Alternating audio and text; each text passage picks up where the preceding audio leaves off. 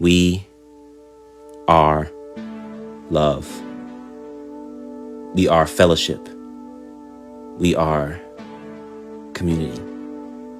We are discipleship, where diversity reflects the beauty of the King of Kings. In his image, we rest our being. The image through suffering, victory is found at the foot of the cross is where we find common ground. To plant an intentional, diverse community, honoring this place so beautiful, see, creating a movement, making a cycle of disciples. We are love. More than speech, we are transferring a little knowledge systematically, strategically combating the systemic injustice pipeline through talks, mentoring. Our kids at Pecan Park Elementary, education is a top priority. Holistically, we see the restoration of our families through community outreach, including after-school enrichment, training for GED, shaping the minds of all who enter our Family Life Center, creating an atmosphere of love and truth for our youth to experience the Prince of Peace. We are fellowship. No membership cards, the church, ecclesia. We are partners, family. This is us following the words of Jesus sent from heaven. Go and do Luke 10:37, biblical foundation every Sunday. Making war in the heavenlies every single day. Praise and worship under God's authority. Multiple small groups throughout the week builds relational intimacy. This is who we are. Community. Intentionally seeking unity out west in the capital city. Youngest son of the Jack is now found prodigal. Open our arms to Jacktown, where the abandoned homes and potholes reflect the souls of those who have no hope.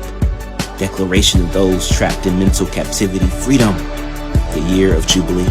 Through Jubilee Jackson, we bring unity to churches, government, and non-profit entities, shining light to the marginalized, our brothers and sisters in need. Through Jubilee, Jesus invites them to eat at his feast. Taste and see West is best. Come grab a plate, experience the showcase of creativity, culinary arts, music in the park, entrepreneurs and businesses begun at the annual food festival full of fun as we host the Taste of West Jackson. This is how we shine. Enjoy our home. Enjoy the sip. We are discipleship. A missional community of disciple makers partnering on the campuses and universities within the varsity, moving beyond churchianity to help develop leaders who find true intimacy. A student-led movement, learning to embrace our identity, not colorblind, but loving our cultural diversity, and thus we develop leaders. No compromises through Common Ground Enterprises, providing jobs where life is. Common Ground Cuts, barbershop and beauty, lawn care shining all over the community, catering to the culinary eats, solutions for single mothers to be financially free. This is we, the church, a missional mentality, ecclesia, the called out ones on the west side of town. We are Common Ground.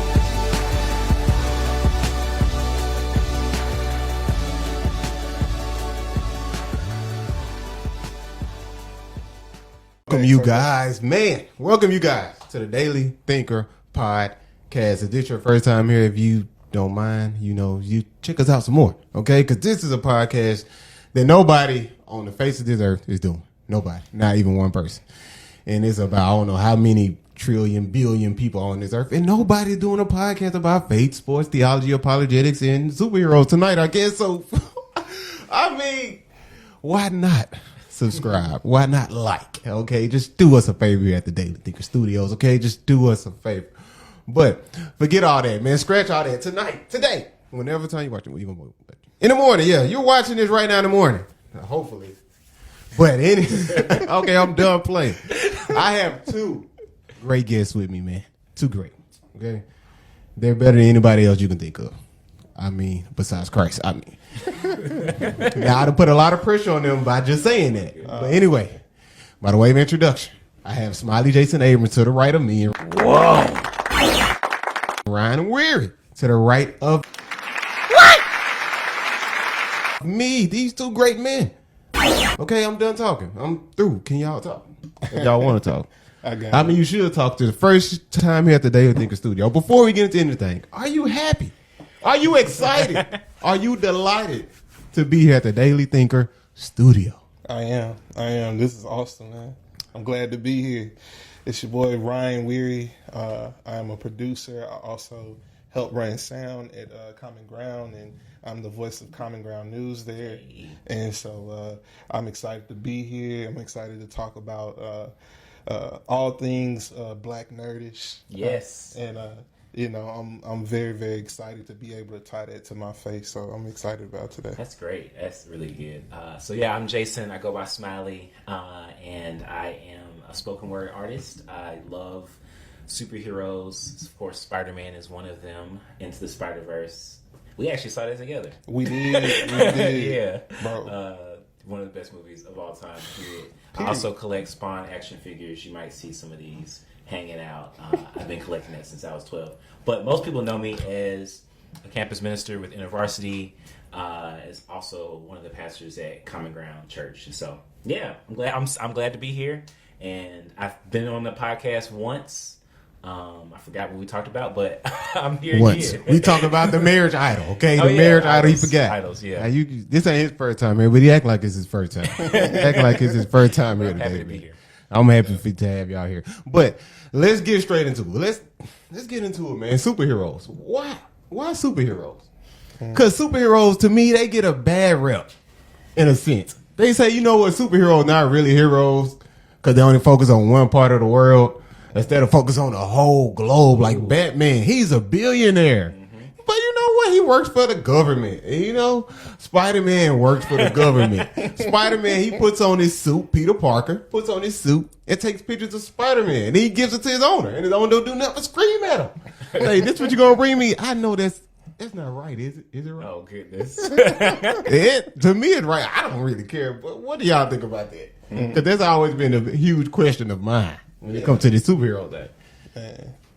Yeah, we're in a weird time. We're in a good time, I should say. Superheroes have been thrust more into mainstream because of, just at one point in time, superheroes were just seen as, just marketing for young kids. Just, all right, put that out there so they can buy these toys up. Put this And out there. buy all the underwear. All the superhero underwear. Like, oh my goodness. And even though there was a lot of deep themes that were being discussed within the comics, for the most part, it was seen as something that only, this level could be, this level of kids or this level of adult could really take it and digest it. But when the movie started taking off and the reaction from the general public started building up, now all of a sudden superhero movies and themes have become a lot more acceptable in society. And so I'm super happy about that. Oh, yeah. Because the superhero movies we had as youth weren't really all that great. Now, the animated superheroes were wonderful, but the stuff they were producing in the 90s that were like live action was not great. Well, I don't know nothing about that. Yeah. Well, let me just say we're blessed now. Like Blade kind of broke that a little bit. Right. It was a little bit more adult theme. Yeah. But it really wasn't until Iron Man and a little bit after Iron Man. Well, really before that, Spider-Man. Spider-Man Blade, 2002. Yeah, Spider-Man 2002. And then it built up. And then when the MCU or Marvel as a company started saying, hey, we have these properties, let's start making movies and putting money into it. Right.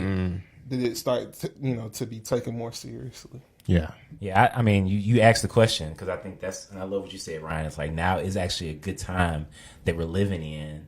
We're able to see almost into a supernatural reality, like a super reality of like, we can see the characters moving around, doing the things with the powers, flying and doing these superhuman things. When comics like first came out, like, in response to these wars, like the artists were trying to help create an alternate reality where, what if I was able to have a power to actually end these wars? What if I was able to have a power to actually stop this crazy? So it gave children hope to see someone with power. It's like, hey, maybe, life sucks right now. Like, I don't know if my father's going to come home, but let me read this comic and I can have hope that one day somebody can come and save us, and this character is giving me hope. So even 30s, 20s, 40s, you see these kind of figures, Superman, coming out like this superhuman strength. You see this hope. And I think that's what you're saying now. Today, we're seeing it not in there's still comics. People still buying comics and they're still coming out. But because there was that period where you mainstream, just market stuff. But I think now there's a need. And I think one of the biggest things that we see, like, we could talk about all day long, you mentioned like Black Panther. It's like, you think about that level of hope that people had. When you go out to when I went out to the movie to see that R.M.P. Chadwick, man, it was like that was power. And at the end, I just rewatched it, like, just was able to bring it up enough. I watched it for the first time. For first time when? Last weekend. Oh, Are you serious? Yes, and I got the first time. And you know why I watched it for the first time? Why is that? No kidding. The first time. Okay, so I wanted to watch Black Panther. But I don't know. You know how YouTube is. You get in these rabbit trails of conspiracy theories. So, I was watching some conspiracies, just trying to entertain myself, boy, like, hey, watch some conspiracies and whatnot. And so I'm watching conspiracy. Black Panther comes out. So I have all this stuff on my timeline. Oh, Black Panther, it misrepresented black people. This is not for black people.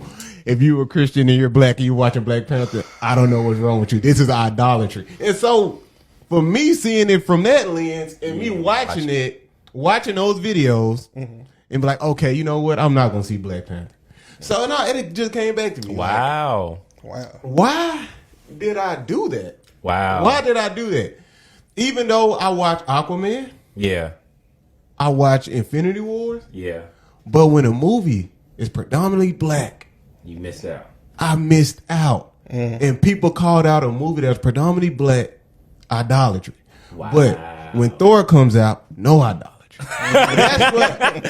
It came. That's interesting. And I was like, wow, I wonder, that's the reason why it took me so long to watch Black Panther. Man, so last week. Just saw it. That's deep. Without going too far down the rabbit trail, that's a reality that we deal with a lot. Is just outside of superhero, outside of all that, when a lot of fanfare goes into a lot of things that are primarily African or African American, just in society, sometimes they're looked down upon or people try to find fault in it. Yeah. I remember when then Senator Obama was running for president initially, and he had picked up a lot of steam, and people were seeing that he was, he could very well become president. Right. And the amount of my friends who were Christian, who were evangelical Christian, is not a slight to them, but just in general, I started hearing a lot more about, people saying, oh, he must be the Antichrist, or this must be something behind it. And I was like, wow, man, we can't do some of these things. And I think what right. Black Panther kind of represented for a lot of people, and the reason that was so much fanfare, was the representation in it. And so I remember going to the theaters and just the energy. People who probably didn't ever own a dashiki was out there rocking dashiki. I'm talking about head to toe whole families. Yes. And we'll probably get into this side of the talk a little bit later. I mean, whatever. But it was very, very, very, very exciting to see families not only looking towards representation, but dropping kind of the stigma of, yeah, this is a superhero, but it was bigger than that. It was what it represented in terms of being able to see someone that looks like you, Right. to be able to look at them in a heroic way and what it means for that. And so representation is so important. What he gave, and not just what he gave. I think people get so caught up in But Chadwick. even like I didn't get that much caught up in Chadwick, even though Chadwick, he killed that role. Yeah. But the women in the movie, Power. that was powerful. They killed. Power. Like, why did the people on YouTube talk about that? I mean, why they didn't talk were- about that? That's what I'm wondering. That It was was powerful. power. Those women. I was just impressed. Yeah. Yeah, Like, Shuri is brilliant. Like, one of the most Right. brilliant persons in Marvel Comics, period. Like, this is Black Panther's sister, but like, she created all this technology, and you know, it's just like, and she can fight, you know. So it's like she got the brains and she's a fighter, And she got the hands. you know, and she got the hands. Wow. Literally, like, she got power coming from her hands if you see her. Like, but yeah, I think that's really a good point. Representation is important. It's so key. Yeah, it's definitely key. And I feel like that was a great movie to represent us as a people. And I just like, it's just so much backlash when somebody of color does good. I mean, the question, even as you watch those videos, is like, and this is part of the thought of why I was like, well, what can we talk about? You know, but can you be Christian? Can you love superheroes, comics, things like that? And can you love Black culture and be a Black person that cares about Black lives? Can you do all three of those things? Right. Can you? That's the question. So that's what can you do, before we get to the other half, can you love superheroes and love Christ in the same sense? Because I hear a lot of, this is idolatry. I don't know why people think this is idolatry. I think this is kind of cool. This is kind of cool. Like, it would remind me like this could have been a Nephilim or something. I don't know, but this is just cool to me. I like these types of stuff. That's a question. It's like, I've loved superheroes as long as I can remember. And I've loved Jesus, you know, and I think that what I see, honestly, is not only can you, but as a Christian, what we do is we are able to see, because God created everything. We can see Christ literally in everything, you know, and that's what I see in blurred culture. It's like, I see Christ as I see Spawn, right? This is a character that I look into now. The character is, you know, he's actually a Black superhero or anti-hero, depending on how you talk about it. I think he's a hero. We can talk about it and debate. But regardless, Spawn, literally his friends are the homeless. Like, what he does, he lives in an alleyway and he fights for the homeless. Like, Jesus says, when I was hungry, you gave me something to eat. When I was thirsty, you gave me something to drink. Like, whatever you do to the least of these, you do for me. So when I see Spawn, who literally, when he uses his power, it actually kills him more. It's every time he fights is a sacrifice. And so when he fights for the homeless, he is dying more and more. And that's power. So, like, when you talking about a superhero, I see that kind of stuff. I see Jesus in that. You know, so can I be a Christian and love superheroes? Absolutely. I see Jesus in those things. The same way that we analyze different aspects of our culture, the way that people philosophize over people's writings and find where, you know, they've kind of sampled things from the Bible, or here's things we can look a little deeper in. Yeah. I think this is another opportunity, and people want to shun that because of whatever traditions they believe, or just being scared of the unknown, or just immediately writing off these expressions of art as, that's not church like to be into. Right. That's not, and it was a real struggle coming up as I love my parents, you know what I mean? But some things I wasn't able to see because they immediately wrote it off. I did not watch the full Harry Potter series until I was grown. I watched it all in a week, and I don't Binge it in a week. I'll binge it in a week. I don't. That's a lot. Yeah, I would not recommend that to 9 anybody. movies? 9 movies. And Or 8.5? 8 movies. 8 movies. 8 movies because, and what even The 7th had 2 parts. yeah, the thing that drove me was just how people were reacting to it coming to an end. I saw grown guys, my age, who looked like me. I didn't even know they were in the Harry Potter. It was like, oh man, Hiding it. I was a Harry Potter fan before the movie came out. Like I never was really liked reading the Harry books. Potter for some reason. I don't know why. He was so overrated to me. Overrated. Oh my god, kind of overrated. Like, Now, okay. I'm sorry, they might kick me out my All own right, studio now. You gon' okay.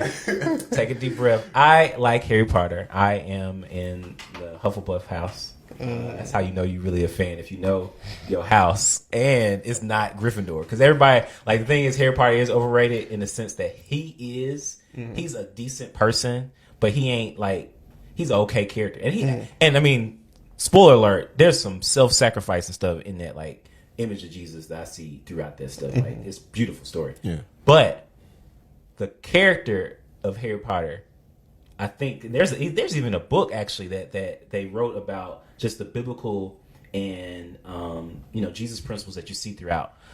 So anyway, I won't get too defensive with Harry Potter, but I do enjoy him. I see you. And I enjoyed the books. The books, just like any superhero, it actually gave me hope. You know, there was a little kid, that was an outcast, and he had, a bigger purpose. Yeah. I'll speak on this, but are we good? My mind might be close to going off. I will keep going. All right. Yeah. So, in talking about that, so I'm like I said, I'm grown watching this. Yeah. It took me a long time to watch it. Reason that the reasoning was, it's witchcraft. It's witchcraft. And okay, I get in a sense when something's talking about magic. I get it. I understand it. Like, magic is one of those things that we frown upon because it is witchcraft. But at the same time, we as Christians, not just Christians, we as a society, we skirt other things over, and we explain it away. You know what I mean?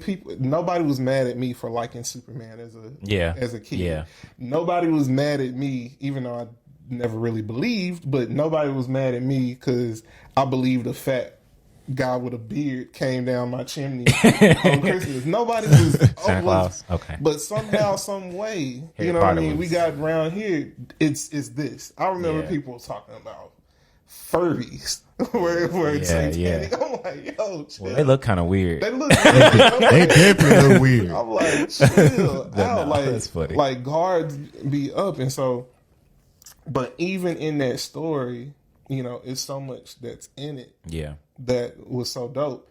And again, me trying to, catch up before the movie dropped, I missed a whole lot. I got the gist of the plot, but I didn't have that time to really sit in it. I didn't have that time to really go back.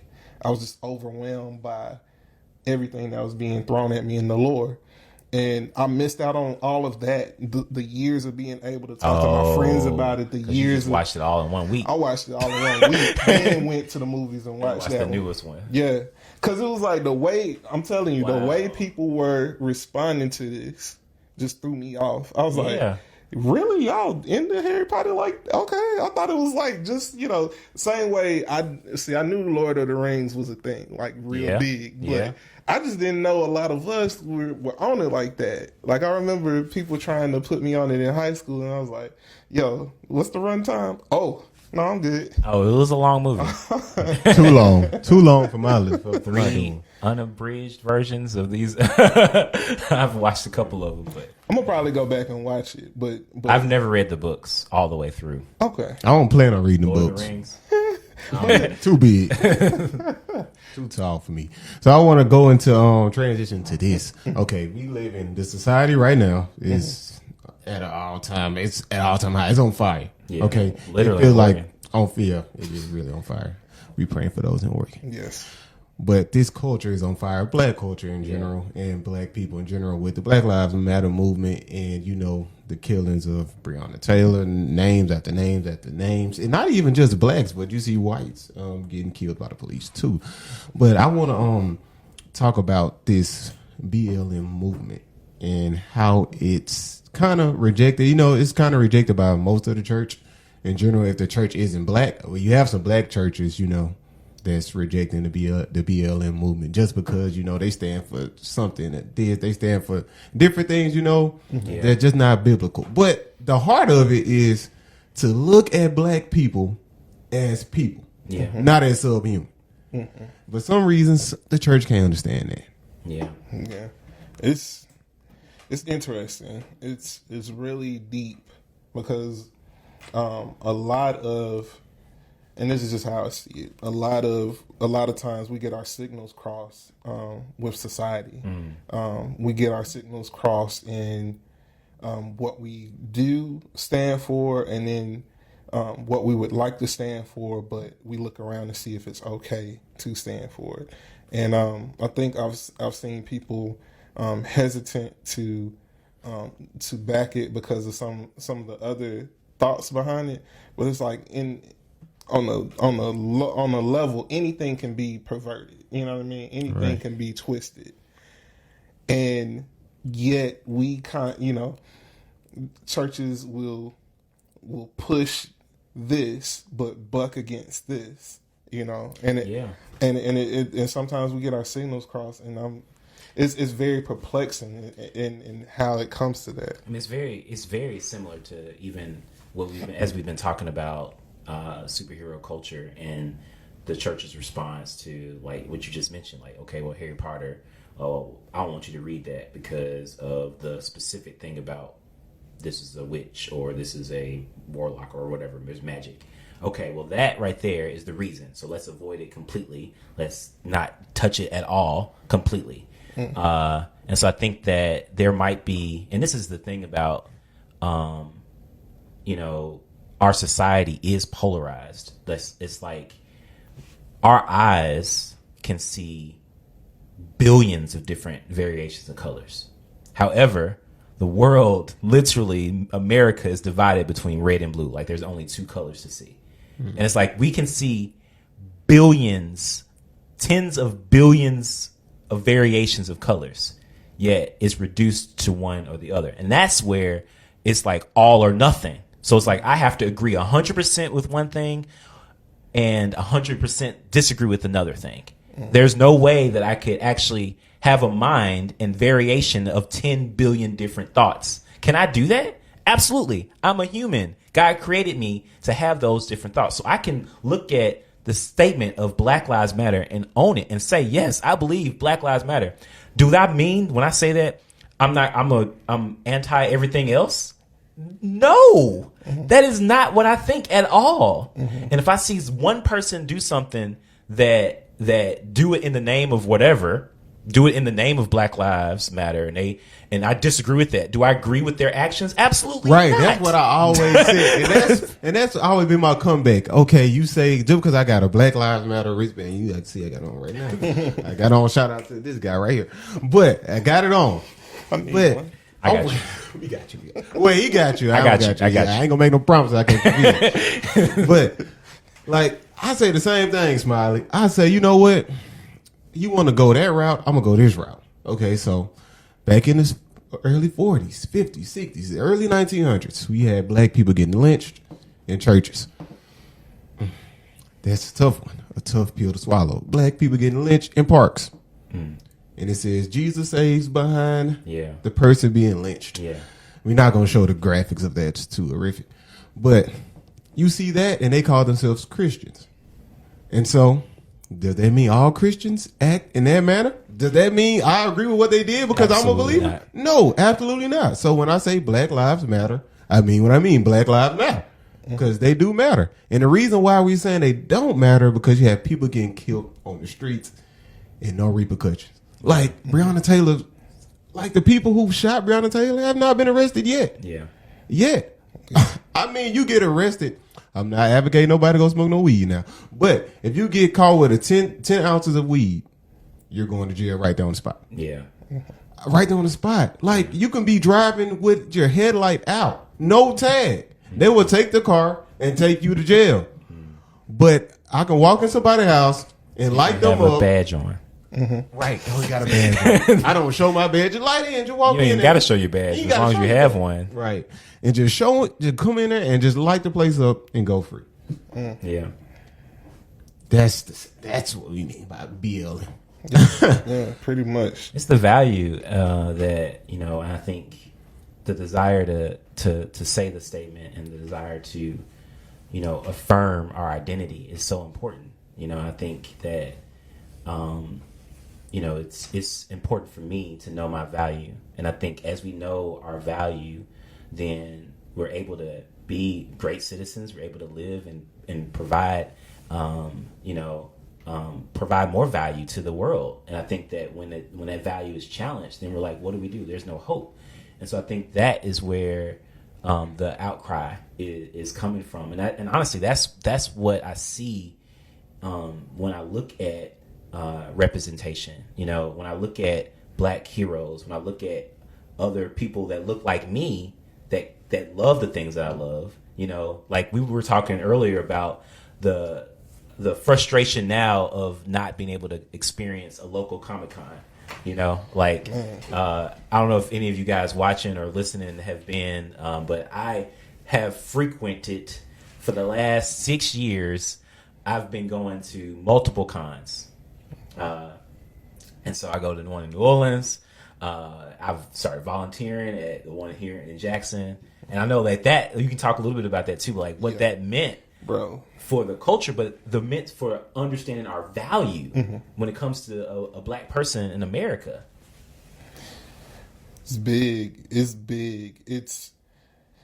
I think a lot of it has to do on a fundamental level of being able to change the narrative and free people from this narrative of everybody else can do this but you. Everybody else can enjoy this in this manner except you.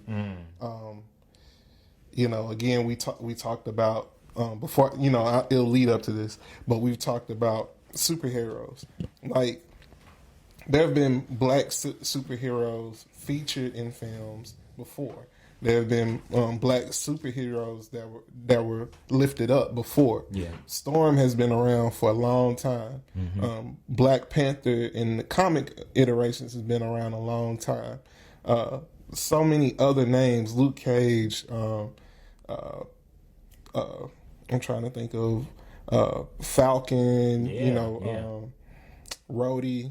I'm thinking of the ones, movies, but I'm also there's plenty of Black, but to have this type of movie with the budget, going back to Black Panther, thrown behind it, the amount of the amount of respect shown to every step of the way in the culture. Yeah.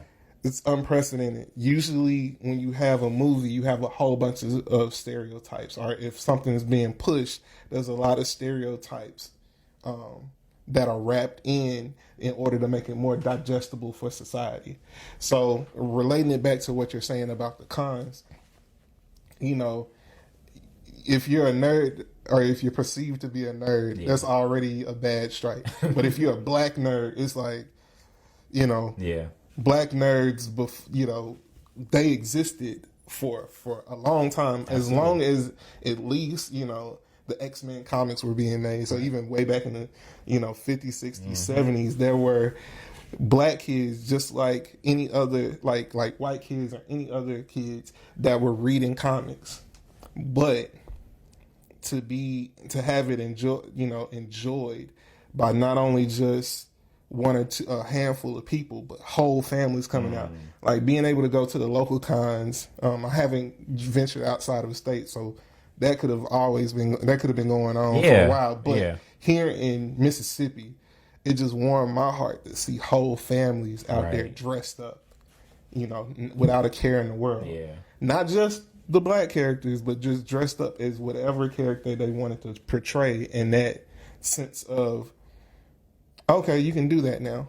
Yeah. At one point, it was like, you do that, you're shunned by the people, by society as your nerds, but even by your own community is like, oh, you into that? Why do you think you was getting shunned like that would get shunned back then? Why? What's the reason behind that? And just to be real too, like as I think about, and I love what you said, because the black nerds exist. Mm-hmm. So the assumption of the stereotypes could be perpetuated in the public school. And I remember liking certain things that the other black kids didn't always like that was in my school. Mm-hmm. So I felt like I was the outsider. And so I didn't think that I was black enough because I liked, these comics and cartoons and Power Rangers and things like that. Because the only kids in my school that liked that stuff, that admitted they liked it, was white kids. And so the black kids would make fun of me, say I talk white and that I like these nerdy things. And that was the kind of a disconnect that I felt in my own identity. So I'm like, I'm ashamed. Like, am I black enough? I'm like, I don't like everything everybody else that is black at the school likes. But at the same time, what Ryan is saying is like, we didn't go to the same school. Mm-hmm. So like, if we did, we saw each other at church stuff, but we didn't get a chance to talk all the time about our nerd love until we got adults, honestly. But we basically grew up together. We've seen each other like for years, but we never had like good, like, man, what you reading, what you watching, like we do now. Hey, I feel like I went through that same process though too, to be honest. But that was with my parents being from Nigeria. Growing up, African booty scratcher. Your mom got this accent. Your dad got this strong accent. Oh, he from Africa and all this blah, blah, blah. And I got up to college and I started seeing people wear dashikis.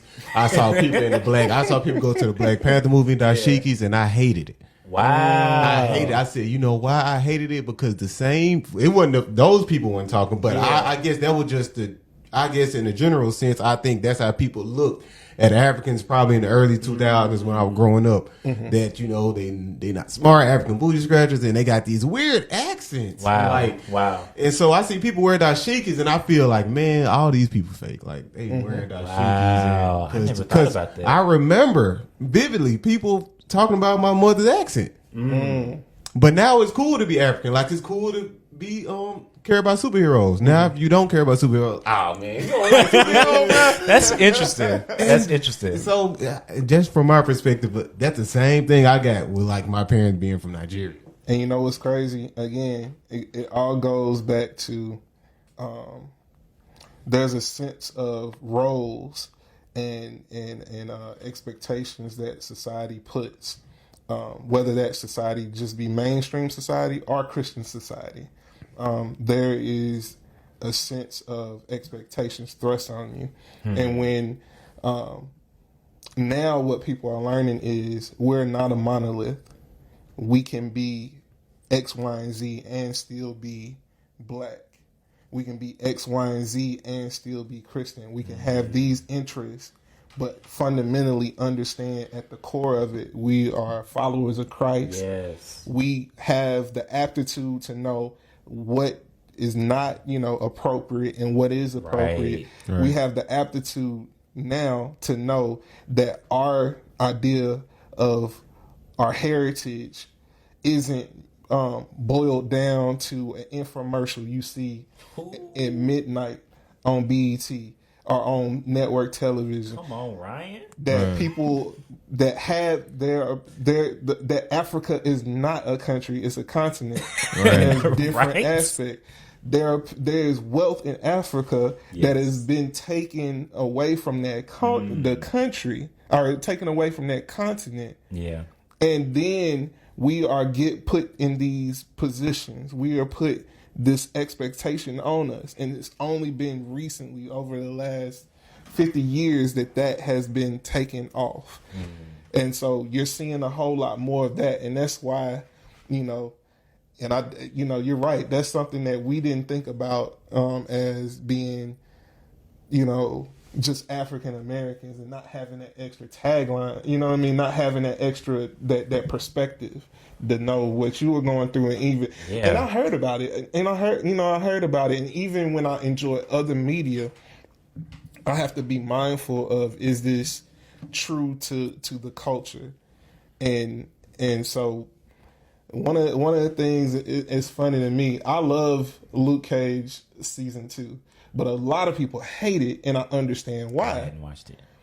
So, as far as writing, it's a much better season than season 1. The first half of season 1 was impeccable. It was epic. If they would not, and spoiler alert, if they would not have killed off Cottonmouth, it would have been perfection. Yeah.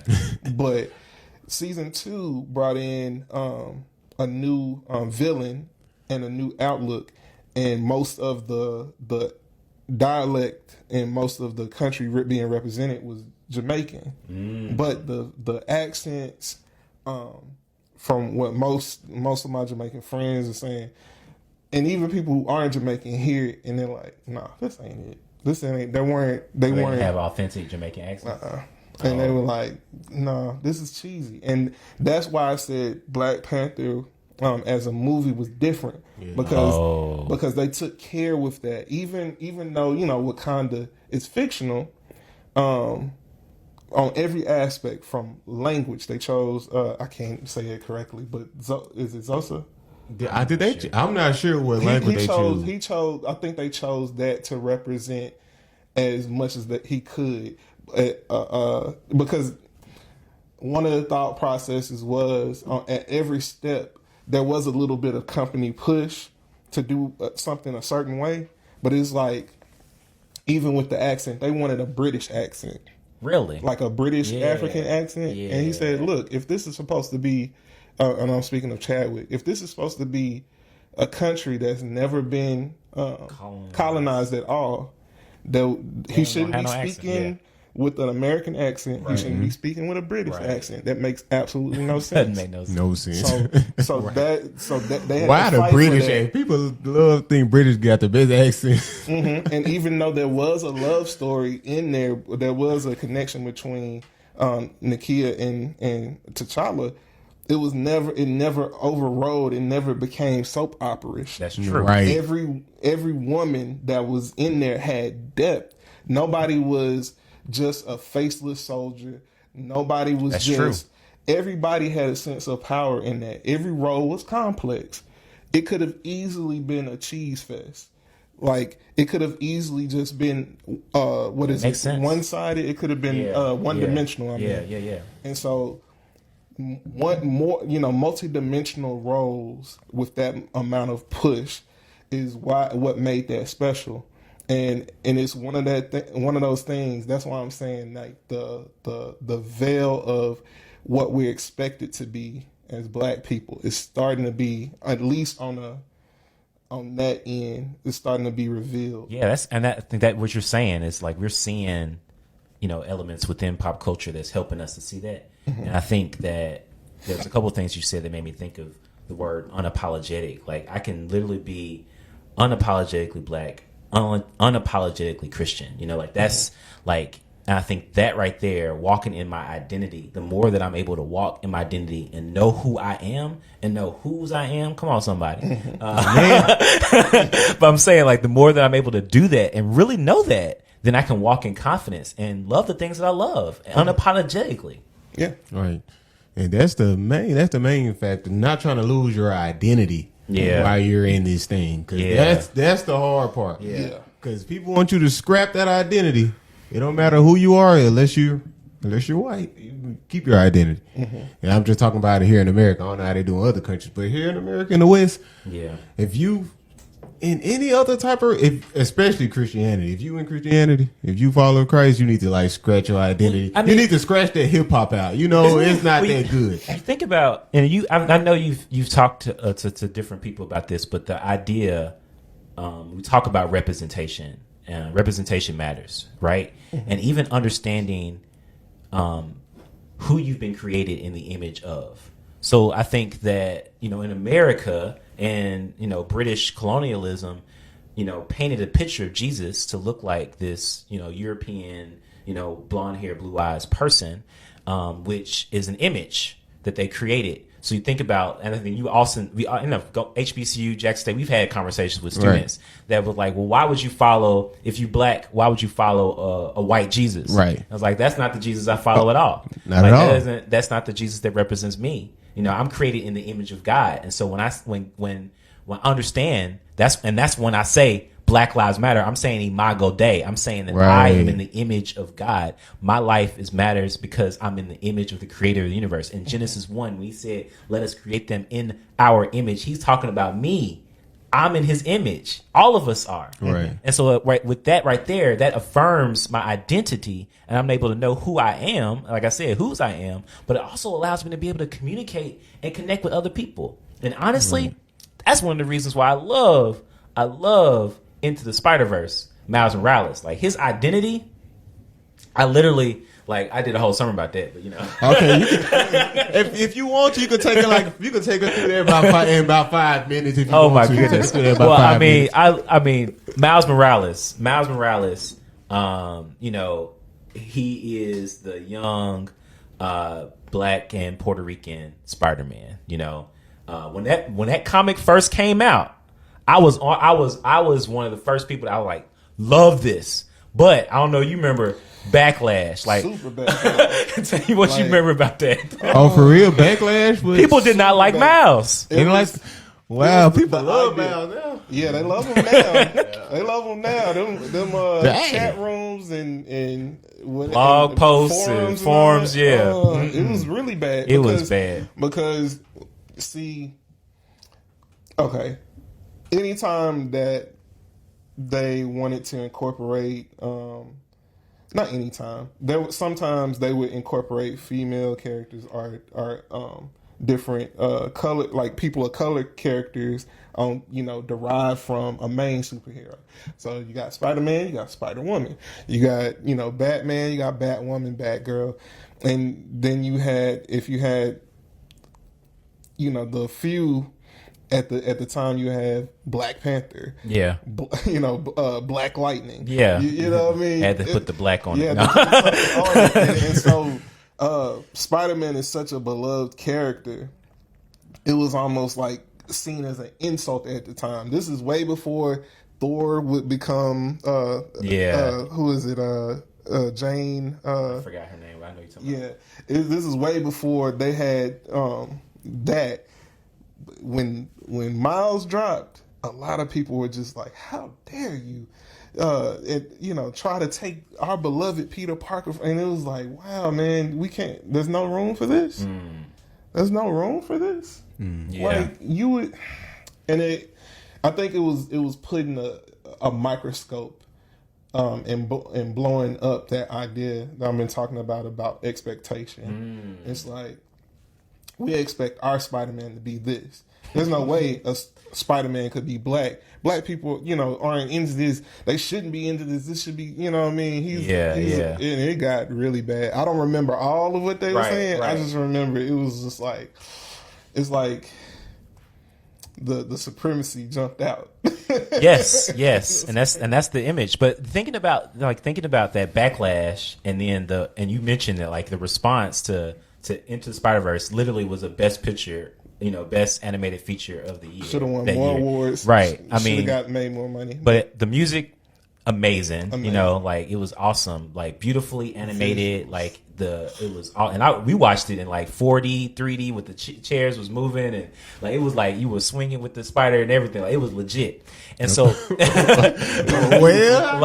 So I that's definitely a movie I've watched maybe 5+ times. But I do like when I talk about identity, like what I like about Miles, specifically in that movie, is that one, he had, he was affirmed in who he was, and I think that his mentors really spoke power to him. So his father, always was like, "I love you, Miles." Like that's real. Like having people that speak, and the image of a black man cop pouring life into you, like that was powerful.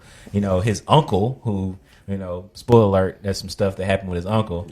He's a villain. That's which Side note, I have this is me geeking out for those, but I have the one comic I have signed. I saw signed by Stan Lee is the one with Prowler. So it's like I think Spider-Man 70 something, 60 something, but it's like it's signed. I did a con and I was working with Stanley, so that's just my little little brag right there. Show off. Little brag real quick. Prowler is his uncle, so I just wanted to throw that out there. That's the reason why I actually got the comic, because I'm like, hey, like this is Miles Morales' uncle, you know, and Stan Lee wrote that character, which that's another note. But so the idea of being affirmed, his uncle who was a villain, but still affirmed him. He said, Miles, you're the best. You're like one of the best of us. And I remember there was a part in the movie where he began to have, like, he wrestled with his identity because he didn't know how his powers, he got these powers. He didn't know how to use them. He was being mentored by Peter from another dimension. He was trying to learn them how to do them. But at the very end, he really walked in who he was, and he believed who he was, and all the other things that everybody else said, and that's when he was able to actually walk fully in his power. And I think that in the same way, I mean, the scripture tells us like who we are. And in Peter, it says, "You are a chosen people, a royal priesthood, a holy nation," knowing who you are, God's special possession. When I'm able to know that I'm God's special possession, I can walk with power. I can walk with power no matter what anybody else says, because enemies, just like in any movie against the villains that'll knock you down, and specifically that movie, Kingpin was the villain, the super villain, and he spoke in the last battle fight scene. He says, you're nothing, right? The real Spider-Man couldn't beat me. The real Spider. So you ain't nobody. Like, and this is, I mean, even the debate about Miles ain't the real Spider-Man too. Like, that's another thing. Like, the real Spider-Man couldn't beat me. Who are you? Yeah. And so those words knocked him down. Like, literally knocked him down. And it's like the power of negative words can knock us down. That's why it's so important to combat that negativity with positive actions and words that affirms who we are. And the Bible does that. I mean, as a black person, I know the Bible, comics, I don't say the Bible, the comics are Bible, but I see that power, and that's why I look at it. Like the scripture that I see in Peter, when Peter is writing it to tell who we are, like that affirms me. And I'm able to walk into that. And I'm able to love comics. I'm able to, wear my Black Lives Matter arm, and I'm able to talk about Jesus unapologetically. Yeah. So did y'all ever have some hard spaces talking about this stuff, like talking about superheroes and Christ and social justice? That's a lot. Yeah. And some people like, okay, you're going to be on one hand. This dude talking about superheroes. He don't know what he talking about at all. Because I forgot the dude's name. I follow him. I watch his stuff on his YouTube page, and he is a huge superhero fan, but he talks about politics. And somebody said, why would you listen to somebody about politics who has a Spider-Man poster on his wall? He has all these comments on his wall. Yeah. Why would I trust a grown man talking about politics with comments on his wall? Do y'all get backlash like that from people? That's a good question. I personally haven't, but I can see it easily being done, especially like I said. Now it's just getting to a point where people will accept that you're into this type of stuff anyway. Yeah, like just society as a whole. And then, but it's kind of funny to me again. Knowing your core identity is important. That's important. That's what makes up how you live your life. But learning who you are within that is very important, because you can be more than one thing. That's possible, and it's shown throughout history. Yeah, it's so funny that in 2020 we still have from time to time people that will tell a professional athlete, shut up and dribble. Wow. Shut up and run the ball. Wow. Why are you kneeling? Yeah. Why are you people were booing recently at a football game for locking arms. Yeah, last night, Kansas City. So it's like we still have that, unfortunately. Wow. But knowing what you're standing for can negate all that. It's why people, practiced before they went into sit-ins. Practice having ridicule thrown at them.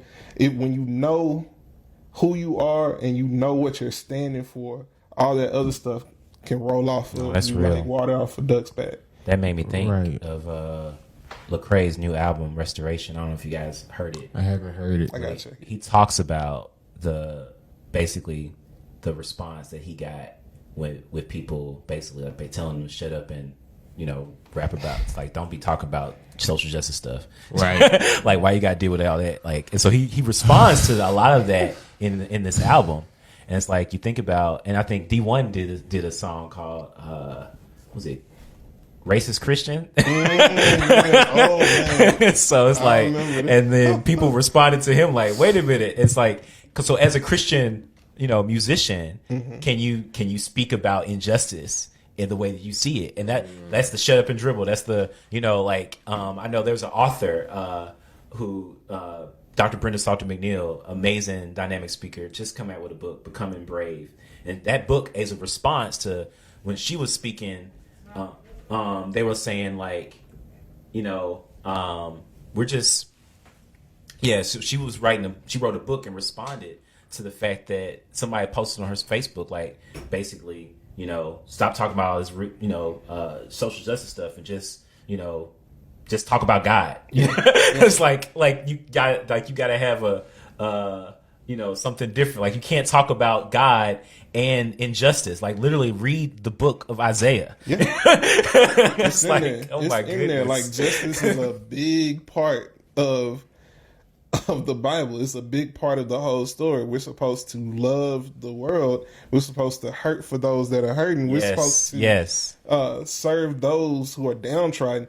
We're supposed to do these things. Justice is a big part of that. If one of our brothers and sisters are going through something, we should be fighting for them. Absolutely. Right. And Fundamentally biblical. right. His throne is established through justice. Yep. And the thing about it, it makes me always think about this when people think social justice is idolatry or something like, oh my goodness, they standing for social justice. Oh my, what? I don't know when social justice or justice, well, it's been like that since we landed on this soil.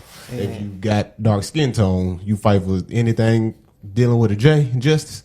They don't like it. But the word justice is the same word as righteousness. Like Right. it literally is the exact same word in the Bible. But my thing is, I see a lot of people, they use their, okay, so since they Christians, we can call them these different type of names.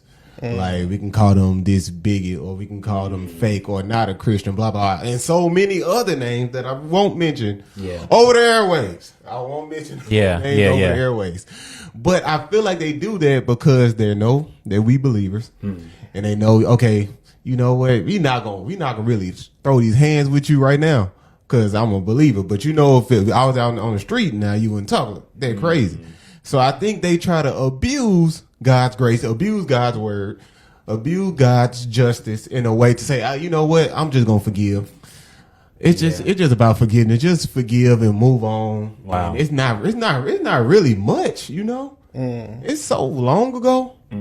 But those repercussions are still happening. Like those things are still happening. We still seeing the trauma and the hurt through these broken neighborhoods, these broken homes. It's real. Like broken identity in general of who you are, not even liking your own skin tone or your culture. Like that all came through that nonsense. Yeah. And man, again, like knowing who we are as Christians is an important facet. Knowing who we are as African Americans is an important facet. The Christianity is going to override, Right. but allowing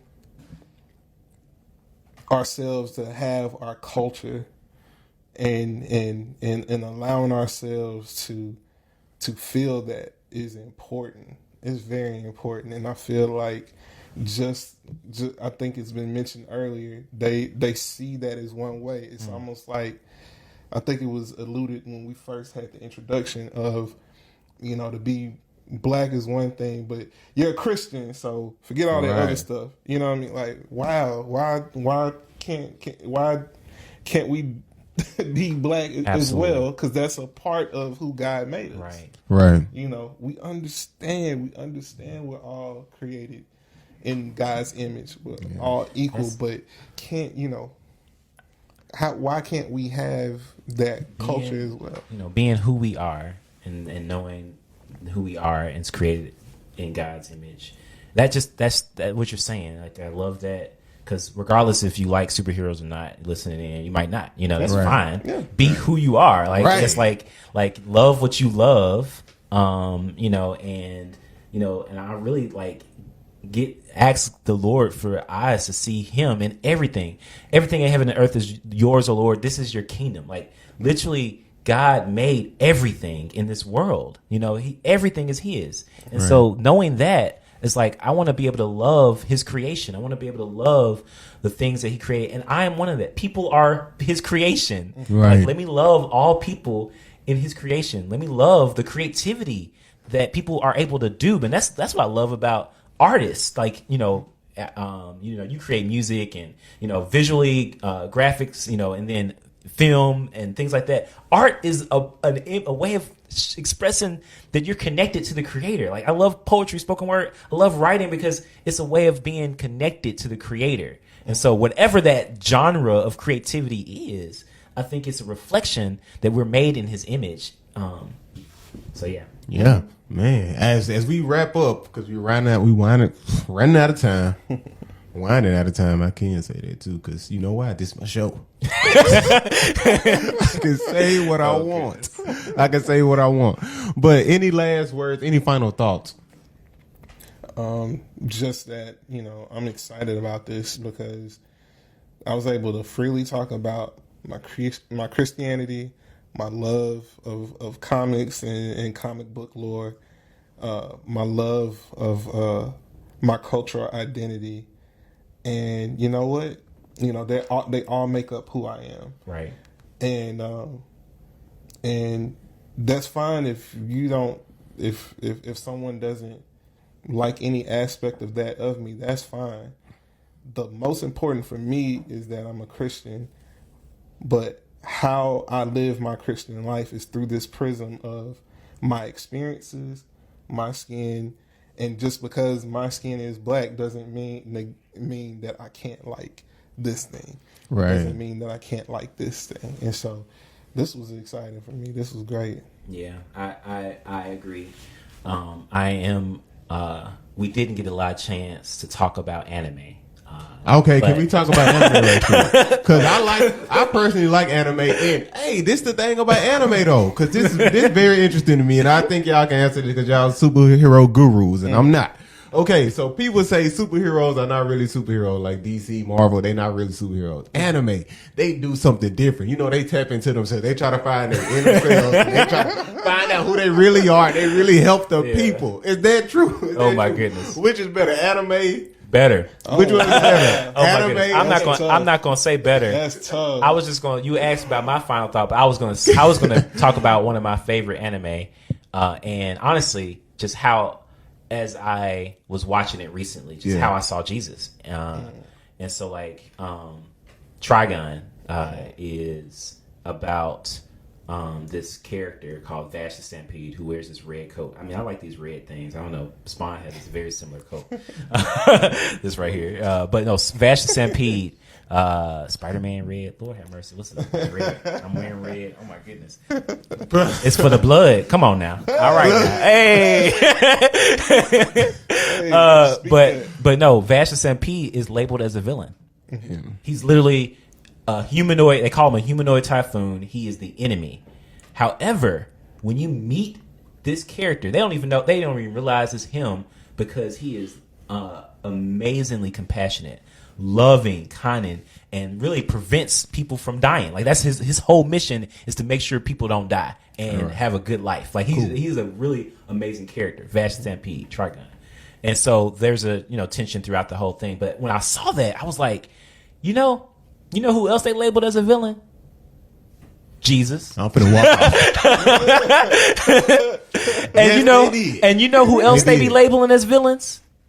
Black people. Right? Like, I got locks, call me a thug, you know? And that's like, so when I saw Trigun, this is why I believe black people love anime, because we can see ourselves in those characters, the outcast, the typical anime has like the outcast character, and they're kind of up and coming, finding their identity in the process. And so I saw Jesus when I was watching that recently. I was like, oh my goodness, as an adult, like, wow, like this is, and I can connect it to it. So I just wanted to end that I literally can see Jesus because he's all over me and he's everywhere. I see it in those things. Right, that's we amazing. should be looking for that. We should be one, of course, checking what we watch, what we intake, and stuff like that. But then we should seek to find meaning in anything that we watch. Yeah. It should be either, have a guard and check and make sure that it's not something that, Mess your mind up mess your morally. mind up, and all like that. That's easy to And do. so maybe that should Stay away from power. Yes. Oh my goodness. But Not good. I can tell from the commercials. I can tell from the commercials. Oh my goodness. But definitely, like we should be, screening that. But at the same time, in whatever that we look at, we should be so informed by our faith that we're able to take away things like, okay, what can I get from this? What does it speak towards this? And you said Trigun, I think of Cowboy Bebop. Yeah. I see some of that in that. Yeah, I see some of it even in anime. You wouldn't think you would see that. Like Yu Hakusho is one of my favorite of all time. Okay. That's an interesting take. I know if you Yeah. saw it, you'd be like, "What are you talking about?" But this guy who was just seen as just this troublemaker, just seen as just this is all your life is gonna be, and just that transformation throughout the show into him becoming responsible, him becoming a defender, not just of just his part of town, but of the world. Like we see good in him early on, and his sacrifice legit within the first few seconds of it. But we see just his journey throughout of what he does for the people that he loves and what he does for people even that he doesn't really care about. I might have to rewatch that. Yeah, you was dope. But anyway, yeah, that's all I got to say. Oh my goodness, this was a great show. Thank you, Smiley. Thank you, Ryan, for coming on the show. Y'all may now exit the studio. Okay, I can exit the studio. I don't even need y'all to do in this video. But in all honesty, though, this was a very interesting topic for me myself. I learned a lot about superheroes and how they connect to Christ. That was kind of mind blowing to me, and it's amazing that you can see Christ in every single thing that you watch or every single thing that you do, unless you're watching, Power on. So, maybe you can see. Don't even try to redeem it. Maybe Good season 2 no, you can't see. with the main character. Don't try to redeem. Let me stop playing. But in all honesty, we talked about this identity thing. It's so important. Smiley and Ryan talked about it, like. And it made me think like Christianity is the only religion that you can really like say Black Lives Matter and mean it. You really can't say it if you're a Muslim, really, because they look down on women. You can't say a Hindu because hey, if you ain't with this Hindu thing, you could bounce to the left. If you were atheism, everybody is worm food, and so the strong rule over the weak. But in Christianity, we have intrinsic value, like from birth. We inherit this thing from God. Like you said, the Imago Dei, made in his image, and we have value. That's why our lives matter. So I hope that you guys enjoyed the show. I sure did. And I might watch the anime that Smiley was talking about. And I have to go back and watch, what's that show that y'all said that sucked? Oh. No, you didn't say it sucked. Let me see. You said That had didn't nobody like it 'cause the Jamaican accent was messed up. Oh, the second season of Luke Cage. Luke Cage. Okay, I'm gonna have to go check those things out, man. So, hey, Daily Thinkers, remember this: keep thinking, keep asking, keep trusting, but most of all, definitely keep trusting in Christ Jesus. We are out. Hope you guys enjoyed, and see you next time. Now, y'all can leave. For real. Y'all can leave now. All right. No, y'all can't leave. Okay, y'all can leave. We going. All right.